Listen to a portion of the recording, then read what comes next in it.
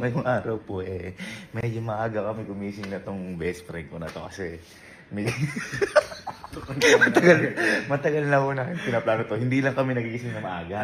Mas nauna sila. Kaya ngayon, timer na kami. Ngayon kasi may gagawin kaming kalokohan. Pero ito boy, para sa kanila naman to. Totoo. Pagbe-breakfastin lang naman natin. Di ba? Siyempre, maaga. Oo, breakfast. breakfast. Tawagin natin tong breakfast prank. Okay, okay. Kasi, di ko nga alam, para sa kanila lang kung prank eh. Kasi pagbe-break, handa naman. Bait mo. Nagpaluto pa nga ako Bait ng mo. papabreakfast sa baga. Uy, ang bait mo nga. Boy, ako. Hindi ako, maano ako. Pero boy, ito, susubukan mo natin